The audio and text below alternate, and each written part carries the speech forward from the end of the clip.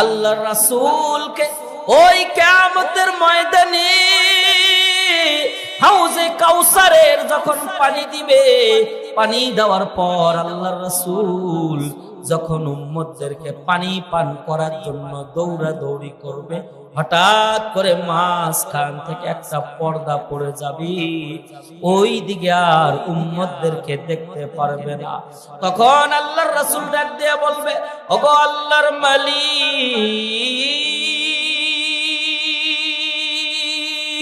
আপনি হাউজে কাউসারের পানি দিলেন গো, কিন্তু আমি তো উম্মতকে পান করাবো, কিন্তু মাঝখান থেকে পর্দা পড়ছে, কেমনে পান করাবো?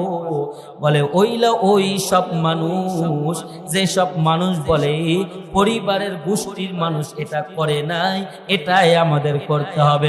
এই জন্য তো বলে দাঁড়াইয়া পড়তে হবে। ইয়া নবী